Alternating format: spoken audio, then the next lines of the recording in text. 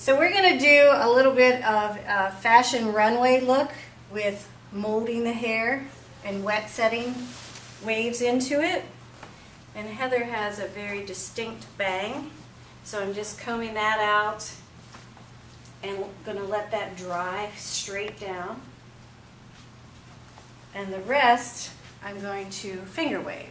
So finger waving is an old technique of wet setting the hair, molding with your fingers. You have to have finger strength, and it's best on hair that has a little natural wave or has some perm in it, and also if it's a fine to medium texture. So I'm using a product called Trigantha Gum, which is to set the hair and help mold it. And then I'm going to start 2 fingers from the scalp where I have her part. I'm going to rest my 2 fingers there. Using the wide teeth of my comb, about a 1/2 inch section, pull the hair forward, lay the comb flat, hold the wave in place, roll off forward so I don't move it.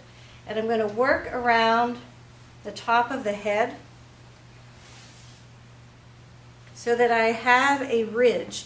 I'm directing the hair with my comb and then molding it with the teeth of my comb and my fingers.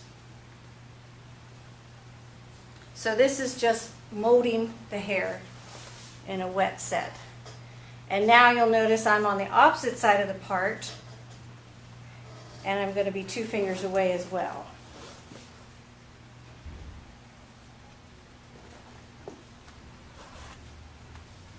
So that's our first ridge. You can see a wave around there. Now that I've got the first one in place, I want to use my fingers and do the same thing, but I'm going in the opposite direction. So 2 fingers, pushing the hair forward again. So this wave is going in the opposite direction of the first one. So you can see it's making an S. One ridge is going back, the next ridge is coming forward. I'm going to do that around the crown of the head. And when you get to the crown at the back, some people have cowlicks, swirls, or whorls in their natural hair growth pattern, so the hair may separate. If you need to, you could use a long duckbill clip to hold your wave in place. But if you have moved the hair and you have it to the scalp with product, you shouldn't really need to put a clip in it. Putting a clip in could create a dent when you're drying the hair. So now again, another 2 fingers away, and you can be creative. You can do it 2 fingers away, 4 fingers, 3 fingers, 1 finger. Some people like really skinny ones, you can even just use a comb. But I'm moving each section of hair about 1 inch to create that wave. Finger waves originated and were more commonly used in the 40s, but people with natural texture still wear them today. And if you've been watching Fashion Week, it's coming back. So a good hairdresser needs to have the basic fundamentals of finger dexterity and strength, and you should be able to mold wet hair with your fingers rather than using irons to do it. So now my ridges should be pretty much parallel. And I could continue with ridges through the back of the head, but as you see, it starts to separate because of the weight of the hair. So now what I'm going to do, I only want my crown to be molded. I'm going to start putting some loose pin curls in so that when we dry it, I can comb it out and get fullness at the base of the haircut. So I'm taking square bases, again using a very old technique of pin curling. If you didn't have rollers, you should be able to use your fingers to put large, flat pin curls in without disturbing your wave. This way I can put her under a dryer, let this dry, and comb it out. And it will look like the wave continues through the back of the head. I am using my fingers and combing the ends of the hair and not moving the scalp area so that my ridge doesn't get disturbed.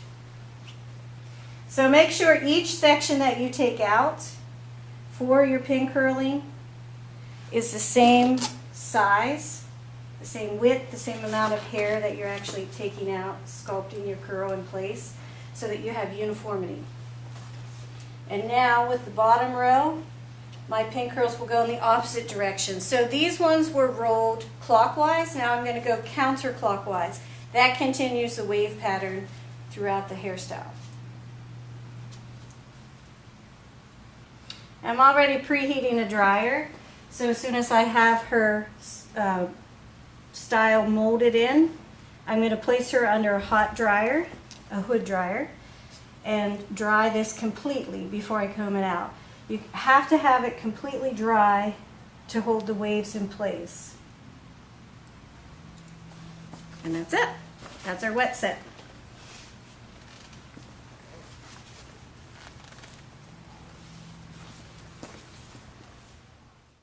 Okay, so Heather is now dry. I want to remove all my clips. And you can see that the curl is in place now. Just like if I would have used a roller, curling iron, a wet set holds the hair in longer. The curl will last longer. So if anybody says they have hair, oh, it's so hard, I curl it, it doesn't hold in place, do a wet set on them, because this is now in place. It is going to stay curly until she washes it, okay? So now my Triganthagum that I used, you can see dried. You don't even notice it's in there. I'm going to use a paddle brush or a bristle brush, and I'm going to brush the wave out. And when I push back with my hand, you will see the wave go back into place. I can either, you can put your head forward for me a little bit. You can either brush up underneath to get more fullness. I could tease it. But what I want to do is emphasize the waves that I put in and then expand out all the curl. So she has a great inverted bob cut that's going to show this off a little bit more. So now that I've brushed through it, I'm going to comb the wave back in. It's already wet set, so I'm just using my comb to put it back into place so that you can see the ridges. I didn't want them to be real harsh. I want it to be soft, and we're just going to show it off by recombing. And because it's wet set in there, it's molded, it's not going anywhere. You can literally push it back in place with your fingers. And then with the curls, I can take and separate them by teasing or just simply using the tail of my comb, using my fingers to make it fuller. I'm looking for a very close, tight look on the scalp area, but a very full bottom. So once I get it in place where I want it, I'm going to use a little spray just to hold any flyaways. Also, I can push my wave in a little more with the spray, just to emphasize it.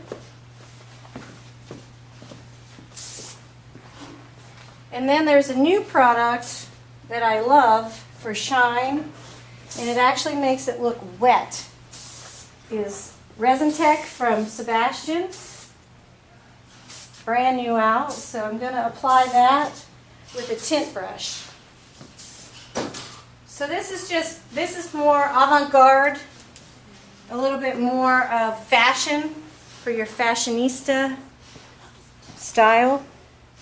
So you can see I'm putting that on, and it creates a great deal of shine, and when it dries it still looks like this. So I'm just using it to emphasize in the ridges around the front, just for effect.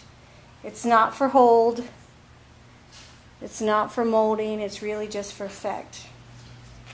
So again, I'm only applying it in what is called the belly of the wave,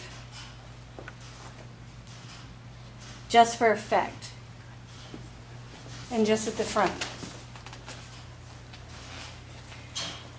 And that is more for runway. She looks like she could be on New York Fashion Week.